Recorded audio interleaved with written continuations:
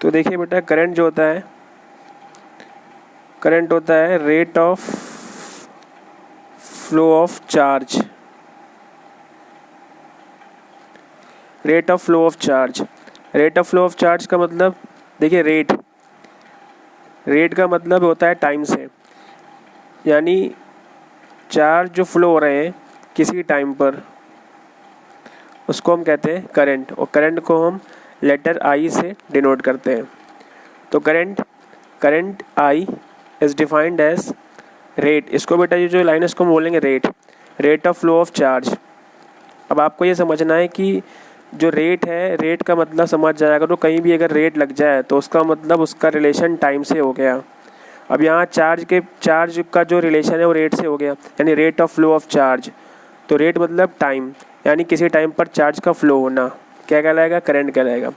So current is what? Rate of flow of charge.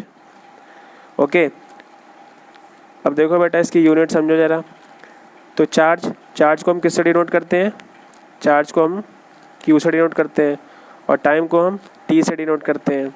So formula क्या होगा current का? I equal to q upon t. Unit देखिए इसकी unit क्या होगी? तो किसी भी फिजिकल क्वांटिटी की जो यूनिट होती है उसके हम फॉर्मूले से कैलकुलेट करते हैं। अब देखिए करंट की हमें यूनिट निकालनी है, तो करंट का फॉर्मूला क्या है? Charge upon time. तो चार्ज की यूनिट क्या है? इसके पहले वाले वीडियो में मैंने कॉन्सेप्ट ऑफ चार्ज बताया था, तो कॉन्सेप्ट ऑफ चार्ज समझना जिसने भी नहीं देखा हो तो वो वीडियो को पहले देखें, इसके बाद करंट को समझें। चार्ज की यूनिट कूलम, टाइम की यूनिट सेकेंड। सो बेटा करंट की यूनिट क्या हो गई? Coulomb per second. और इसकी एक और यूनिट होती है, होती एम्पियर। करंट की यूनिट कूलम पर सेकेंड और एम्पियर। अब जो एम्पियर है उसको हम लेटर ए से डिनोट करते हैं। तो कैपिटल लेटर ए बनाएंगे, स्मॉल नहीं बनाएंगे। कैपिटल इसलिए बनाएंगे कि जो भी ऐसी यूनिट्स हैं जो किसी नेम पर डिराइव होती हैं, एम्पियर एक साइंटिस्ट का नेम है, ठीक है, तो उन्हीं के नेम पर ये यूनिट है एम्पियर, तो इसलिए उनके नेम के लिए हम कैपिटल ए यहाँ पर बनाते हैं, ठीक है। तो यहाँ पर करंट क्या है? Rate of flow of charge is called current. Formula I equal to q upon t. Unit coulomb per second और एसआई यूनिट क्या हो गई? एम्पियर हो गई।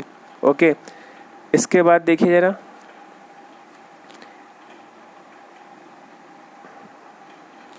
इसके बाद हमें समझना है 1 ampere of current. What is 1 ampere of current? तो देखिए ज़रा 1 एम्पियर ऑफ करंट क्या होती है। तो करंट का बेटा फॉर्मूला क्या होता है? करंट का फॉर्मूला होता है flow of charge per unit time या rate of flow of charge. Okay, तो देखिए ये 1 एम्पियर ऑफ करंट है, यानी करंट आपको कितनी चाहिए? 1 एम्पियर की। तो ये करंट आपको कितनी चाहिए? 1 एम्पियर की। तो बेटा ये 1 कब होगा? इसकी वैल्यू 1 कब होगी? जब ये दोनों 1 हो जाए। That means 1 upon 1 you got cancel out and you got 1। Okay, तो यानी बेटा यहाँ पर अगर ये चार्ज जो है ये 1 कूलम का हो जाए और ये टाइम जो है ये 1 सेकेंड हो जाए, सो बेटा coulomb upon second, coulomb upon second is called ampere. तो यहाँ पे आप कूलम अपॉन सेकेंड की जगह एम्पियर लिख सकते हैं, and 1 upon 1 you got 1। So I equal to 1 ampere. तो बेटा 1 एम्पियर की करंट क्या चीज़ है? What is 1 ampere of current? तो बेटा एक बात समझो, 1 एम्पियर ऑफ करंट क्या है? अगर 1 कूलम का चार्ज 1 सेकेंड तक फ्लो कर रहा है तो जो करंट है वो 1 एम्पियर की है। Okay, if 1 coulomb of charge is flowing in a conductor for 1 second, then the current is called of 1 ampere. Okay, इसके बाद देखिए, इसके बाद आपको समझना जो है, अब आपको समझना ये कि हाउ करंट फ्लोज। किसी भी मटेरियल में करंट कैसे फ्लो करती है? करंट जो फ्लो हो रही है वो कैसे फ्लो होती है? क्या हर मटेरियल में करंट फ्लो होती है? तो इसके लिए आपको जानना है पहले कि मटेरियल को यहाँ पर जो क्लासिफाइड हमने किया है, मटेरियल को क्लासिफाइड कंडक्टर और इंसुलेटर। दो पार्ट्स में मैटर क्लासिफाइड है। अभी आपके हाई स्कूल लेवल तक दो पार्ट्स में ही क्लासिफाइड है। आगे आप फर्दर हायर क्लास में जाएंगे तो सेमीकंडक्टर्स भी आ जाएंगे यहाँ पर। अभी आपको ये समझना है जो मटेरियल्स हैं वो दो पार्ट्स में क्लासिफाइड है, कंडक्टर एंड इंसुलेटर। तो देखिए यार, इसमें हम समझेंगे कंडक्टर और इंसुलेटर क्या होते हैं। तो मटेरियल को दो पार्ट्स में क्लासीफाई यहाँ पर किया है, कंडक्टर और इंसुलेटर। तो देखिए, एक तरफ हम कंडक्टर बेटा लेते हैं और एक तरफ लेते हैं इंसुलेटर। देखिए दोनों में क्या है,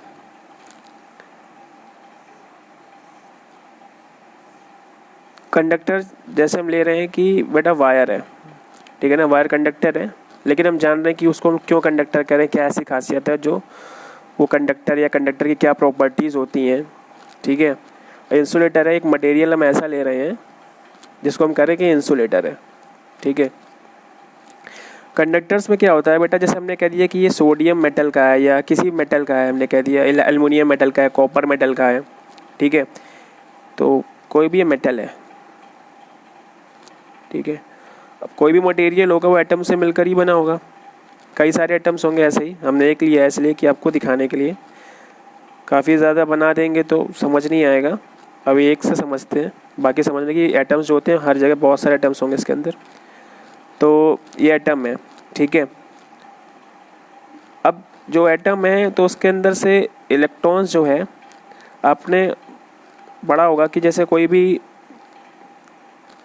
मेटल है वो इलेक्ट्रॉन्स क्या करते हैं, Al+, जैसे एल्युमिनियम में एल्युमिनियम 3 इलेक्ट्रॉन्स निकाल करके Al+3 बनाता है। सोडियम जो है एक इलेक्ट्रॉन निकाल करके Na+ बनाता है। तो जो इसके अंदर के एटम है ना, वो जब इलेक्ट्रॉन को निकालना होंगे, तो जब इलेक्ट्रॉन को निकालेंगे तो इलेक्ट्रॉन कहाँ जाएंगे, इलेक्ट्रॉन रहेंगे तो इसी के अंदर ही ना। जैसे एटम है, इलेक्ट्रॉन निकाला तो इलेक्ट्रॉन रहेंगे तो इसी के अंदर ही ना, नेगेटिव यहाँ पर है। अब जैसे ही किसी एटम ने इलेक्ट्रॉन को निकाला होगा तो वो बन गया होगा पॉजिटिव, और इलेक्ट्रॉन इसके अंदर क्या ट्रैवल कर रहे होंगे, घूम रहे होंगे इधर से उधर तक। इसके अंदर भी एटम होते हैं, इसके अंदर भी एटम है। अब ऐसा नहीं है कि ये मटेरियल जो है इसके अंदर एटम है, इसके अंदर एटम नहीं है। अब तो जानते हैं matter, all the surround us called matter and matter is made up of atoms. तो इसके अंदर भी एटम्स होंगे, क्या इसके अंदर के इलेक्ट्रॉन नहीं निकलेंगे क्या?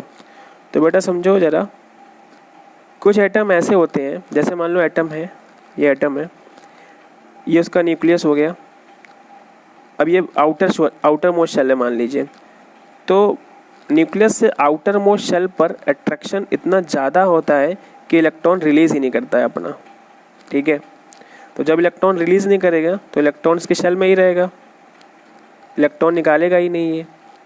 इनमें क्या केस हुआ होगा, इनमें केस ये होगा कि इन्होंने जो है, जिसका आउटर मोस्ट शेल वाला जो इलेक्ट्रॉन है और जो न्यूक्लियस है, न्यूक्लियस पॉजिटिव होता है ना, और इलेक्ट्रॉन जो होता है वो नेगेटिव होता है। पॉजिटिव नेगेटिव जो हो गए क्या हो गया, अपोजिट चार्ज हो गए। अपोजिट चार्ज में अट्रैक्शन होता है। अब कंडक्टर के केस में क्या है कि जो आउटर मोस्ट शेल में जो इलेक्ट्रॉन है उससे न्यूक्लियस का जो अट्रैक्शन है वो इतना ज़्यादा नहीं होता जितना कि इंसुलेटर में होता है।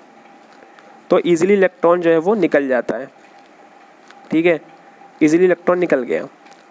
इंसुलेटर में क्या बताया मैंने कि जो न्यूक्लियस होता है, न्यूक्लियस से इलेक्ट्रॉन जो होता है आउटर मोस्ट शेल में, उसका अट्रैक्शन बहुत ही ज़्यादा होता है, जिसकी वजह से इलेक्ट्रॉन नहीं निकल पाता, इलेक्ट्रॉन फ्री नहीं हो पाता है, निकल नहीं पाता है एटम से, ठीक है। तो ये केस हो गया। अब जब इलेक्ट्रॉन यहाँ से निकला तो ये कहाँ जाएंगे, कहीं बाहर तो इससे चले नहीं जाएंगे कंडक्टर से, ये इसी में मूव करेंगे इलेक्ट्रॉन्स। कोई इधर मूव करेगा, कोई इधर मूव करेगा, कोई पर्टिकुलर डायरेक्शन नहीं है, ये मूव कर रहे हैं इसके अंदर। तो इसलिए इनको हम कहते हैं बेटा फ्री इलेक्ट्रॉन्स। ये क्या है, ये सब देखो इधर उधर मूव कर रहे हैं, ये सब है फ्री इलेक्ट्रॉन्स। अब क्या है, जिन मटेरियल के अंदर फ्री इलेक्ट्रॉन्स होते हैं उनको हमने कह दिया कंडक्टर, और जिन मटेरियल के अंदर फ्री इलेक्ट्रॉन्स नहीं होते हैं उनको हमने कह दिया इंसुलेटर। अब क्या होता है इंसुलेटर और कंडक्टर में, और क्या होता है, करंट किस में फ्लो कर रही है, तो देखिए ज़रा, जैसे हमने लिया, मान लीजिए ये वायर लिया या कोई भी मटेरियल मान लेते, कोई मटेरियल लिया, इस पर हमने लगाई यहाँ पर बैटरी, ये सेल लगाया, कॉम्बिनेशन ऑफ सेल बैटरी होगा, ये सेल है, दो सेल आपस में कंबाइन कर दिए तो बेटा ये बैटरी बन गई। और ये मान लीजिए स्विच लगा हुआ है, तो जैसे जब स्विच ऑन होगा, जब बैटरी ये है, अब ये बैटरी है तो इसका एक टर्मिनल पॉजिटिव होता है, एक नेगेटिव होता है, ठीक है। तो पहले इसके बारे में समझ लीजिए, बैटरी के बारे में, कि इसका जो नेगेटिव एंड होता है सेल के अंदर होता ये है कि बेटा एक होता है पॉजिटिव और एक होता है नेगेटिव। इलेक्ट्रॉन्स यहाँ से, ये नेगेटिव इसलिए होता है क्योंकि यहाँ पर इलेक्ट्रॉन्स जो होते हैं बहुत ज़्यादा होते हैं, इलेक्ट्रॉन्स की मात्रा ज़्यादा है, इलेक्ट्रॉन्स नेगेटिव होते हैं, दैट्स वाई ये नेगेटिव हो गया एंड, और ये एंड हो गया पॉजिटिव। पॉजिटिव क्यों हो गया? क्योंकि इलेक्ट्रॉन यहाँ से निकल के यहाँ चलेगा, यहाँ इलेक्ट्रॉनिक कमी हो गई, अब इलेक्ट्रॉन्स जब निकलेंगे तो वहाँ पर पॉजिटिव चार्ज आएगा, ठीक है ना। इलेक्ट्रॉन जब निकलेंगे तो वो कैटायन फॉर्म करेगा ना, यहाँ पॉजिटिव आ गया, और जब यहाँ पर पॉजिटिव आ गया तो इलेक्ट्रॉन निकल के यहाँ चलेगा, तो इस एंड में क्या हो गया, इलेक्ट्रॉन यहाँ पर बहुत ज़्यादा होगा, जिसकी वजह से यहाँ पर नेगेटिव टर्मिनल हो गया। तो जो नेगेटिव टर्मिनल होता है सेल का या बैटरी का, वहाँ पर इलेक्ट्रॉन्स, ऐसे मानो कि ये जो नेगेटिव एंड है, यहाँ पर इलेक्ट्रॉन जो होते हैं बहुत एनर्जेटिक होते हैं, यानी ये पंप होना चाहते हैं, बाहर निकलना चाहते हैं। यानी ये जब बाहर निकल के ऐसे गए, अब जब यहाँ से बाहर निकल के गए तो जैसे मान लीजिए इंसुलेटर है, अब इंसुलेटर के अंदर उसको क्या मिला, कोई इलेक्ट्रॉन्स अंदर मिले ही नहीं। तो इलेक्ट्रॉन जब अंदर मिले ही नहीं तो ये इलेक्ट्रॉन यहाँ गए, उनको आगे फ्लो होने के लिए रास्ता ही नहीं मिला, तो आगे गए ही नहीं, ठीक है। ये इलेक्ट्रॉन क्या करना चाहते हैं, ये इलेक्ट्रॉन चाहते ये हैं कि यहाँ से निकल करके, यहाँ से निकल के यहाँ जाएं और पॉजिटिव एंड में जाके यहाँ पे स्टोर हो जाए जाके वापस से, ये ऐसा चाहते हैं। तो ये यहाँ से निकलना चाहते हैं, तो जब ये यहाँ से निकल के ऐसे गए इलेक्ट्रॉन्स, उनको आगे बीच में कोई मीडियम ही नहीं मिला, यहाँ पे कोई है ही नहीं, तो यहाँ से यहाँ जा ही नहीं पाए, तो यहाँ पर इलेक्ट्रॉन्स यहीं पे आए और आगे जा ही नहीं पाए। कंडक्टर के केस में क्या है, कंडक्टर केस में यहाँ पर जो एटम थे उन्होंने इलेक्ट्रॉन अपने निकाल दिए। अब जब इलेक्ट्रॉन अपने निकाल दिए तो इसके अंदर इलेक्ट्रॉन जो हैं वो ऐसे फ्री इलेक्ट्रॉन्स ऐसे प्रेजेंट है। अब फ्री इलेक्ट्रॉन प्रेजेंट है, जैसे ही इलेक्ट्रॉन यहाँ से निकल के गया ऐसे करके, तो इलेक्ट्रॉन जब यहाँ से गया, ये नेगेटिव का इलेक्ट्रॉन जब यहाँ से निकल के गया तो इलेक्ट्रॉन में क्या हो गया, रिपल्शन हो गया, तो ये रिपल हो गए। अब जैसे ये रिपल हुए तो इनको मिल गई एक पर्टिकुलर डायरेक्शन। अभी देखिए किसी भी डायरेक्शन में टहल रहा है, ये इधर टहल रहा है, ये इधर घूम रहा है, इसकी डायरेक्शन ये है, इसकी डायरेक्शन ये है, और कोई होगा उसकी डायरेक्शन ये होगी। तो अभी ये इनकी कोई डायरेक्शन नहीं है ना, तभी तो ये फ्री इलेक्ट्रॉन्स हैं, फ्री हैं, जहाँ मन चाह रहे हैं वहाँ घूम रहे हैं। और जैसे ही इनको रिपल्शन मिला, एक फोर्स मिला, तो इनको एक डायरेक्शन मिल गई है। जब इनको एक डायरेक्शन मिली तो सारे एक डायरेक्शन में अलाइन हो गए, यानी सारे के पास सारे जो इलेक्ट्रॉन्स हैं वो एक डायरेक्शन में आ गए। जब इसको रिपल करा तो ये कहाँ भागेगा, इससे दूर भागेगा, इससे दूर भागे तो इसके पास डायरेक्शन ये हो जाएगी ऐसे। ये अभी ऐसे था, जैसे इसको एक फोर्स मिला, जैसे इसको रिपल्शन मिला, तो कोई दूर भगाना इसको चाह रहा है, तो ये इसके पास एक डायरेक्शन आ गई ये वाली इधर को। इसके पास भी क्या है, ये अभी ऐसे था, रिपल्शन हुआ तो इसके पास एक ये डायरेक्शन आ गई। तो देख रहे हैं कि सारे इलेक्ट्रॉन जो हैं वो एक डायरेक्शन में अलाइन हो गए। और जब सारे इलेक्ट्रॉन्स एक डायरेक्शन में अलाइन हो गए तो उनको एक पाथ मिल गया, तो वो एक पाथ की तरह ये फ्लो करने लगे, और यहाँ से फ्लो होके वो ऐसे गए और बैटरी के पॉजिटिव एंड में जाके सेटअप हो गए, जैसा वो चाहता था, ठीक है, बैटरी के अंदर जैसे होना चाहिए। तो हमने देखा कि कंडक्टर के अंदर क्या हुआ कि इलेक्ट्रॉन्स फ्लो हो रहे हैं। अब इलेक्ट्रॉन्स क्या है, इलेक्ट्रॉन ही हमने बताया था इसके पहले वाली वीडियो में, जब चार्ज का कॉन्सेप्ट बताया था कि इलेक्ट्रॉन को ही हमने चार्ज कहा है।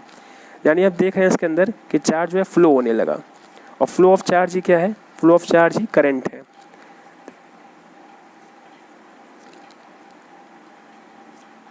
Flow of charge is called current. तो इस तरीके से हमने देखा कंडक्टर में इस तरीके से करंट जो है डेवलप होती है, सेटअप होती है। कैसे सेटअप होती है फिर से समझ लीजिए। कंडक्टर में क्या होता है, कंडक्टर में फ्री इलेक्ट्रॉन्स होते हैं, इंसुलेटर में फ्री इलेक्ट्रॉन्स नहीं होते हैं। इसका भी मैंने आपको कॉन्सेप्ट बताया पहले क्यों होते हैं। अब आपको ये समझना है, जब फ्री इलेक्ट्रॉन्स प्रेजेंट होते हैं तो जैसे ही इनको एक यहाँ पर इनके पास अभी कोई डायरेक्शन नहीं है, इस वजह से इनको हमने फ्री इलेक्ट्रॉन्स कह दिया। अब आप कहेंगे सर अभी भी ये फ्लो कर रहे हैं, flow of charge is called current है। जब हमने बैटरी नहीं लगाई थी तब भी तो इलेक्ट्रॉन इसके अंदर फ्लो हो रहे थे, तब करंट नहीं थी क्या यहाँ पर? तो बेटा इलेक्ट्रॉन्स तो फ्लो हो रहे थे लेकिन उनके पास कोई पर्टिकुलर डायरेक्शन नहीं थी ना, कोई इधर फ्लो हो रहा है, कोई इधर फ्लो हो रहा है, कोई इधर जा रहा है, कोई इधर जा रहा है। अब पर्टिकुलर डायरेक्शन नहीं होने की वजह से ये किसी एक पाथ को फॉलो नहीं कर रहे थे।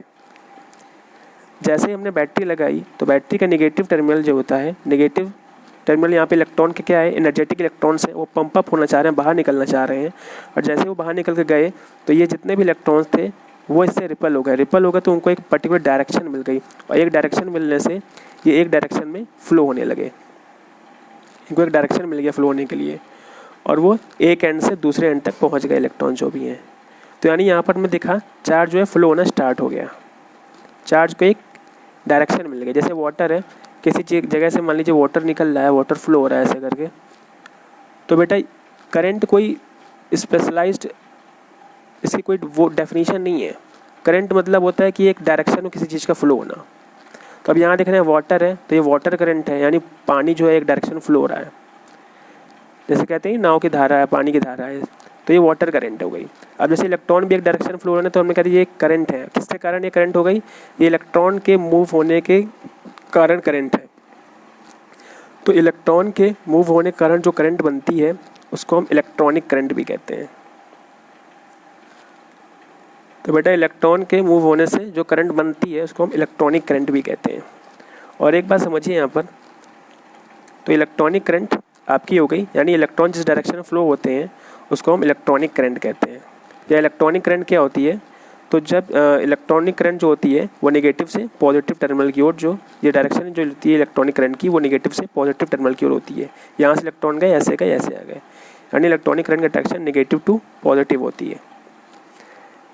अब समझिए यहाँ पर जो पहले थे साइंटिस्ट वो ये मानते थे कि जो करंट है वो पॉजिटिव से चलती है, यानी पॉजिटिव से नेगेटिव की ओर चलती है। तो पहले हम उनका कहना था कि पॉजिटिव से नेगेटिव की ओर चलती है, तो उसी को हम लोग भी मानते हैं कि पॉजिटिव से नेगेटिव की ओर ही चलती है। तो ऐसा मानना होता है, तो मानने के लिए हम बेटा उसको हम कॉन्वेंशनल कहते हैं इंग्लिश में, कॉन्वेंशनल। तो जैसा मानना है कि पॉजिटिव से नेगेटिव की ओर चलती है तो उसको हम कहेंगे कॉन्वेंशनल। किसी चीज़ को मानना, बिलीव करना, उसको हम कॉन्वेंशनल कहते हैं। और कि क्या मान रहे हैं? करंट मान रहे हैं कि करंट जो है पॉजिटिव से नेगेटिव की ओर चल रही है। तो कॉन्वेंशनल मतलब मान रहे हैं, किसको मान रहे हैं? करंट को मान रहे हैं। तो कॉन्वेंशनल करंट, पेपर में कभी कभी ये आपसे पूछता है व्हाट इज़ कन्वेंशनल करंट। तो जैसा कि हम बताएंगे कि जो कन्वेंशनल करंट होती है वो इलेक्ट्रॉनिक करंट की डायरेक्शन के अपोजिट होती है। अगर इलेक्ट्रॉनिक करंट देखा जाए तो नेगेटिव से पॉजिटिव की ओर है, तो कन्वेंशनल करंट क्या है? अपोजिट हो गई ना इलेक्ट्रॉनिक करंट के। तो कन्वेंशनल करंट जो होगी उसकी डायरेक्शन होगी अपोजिट टू इलेक्ट्रॉनिक करंट।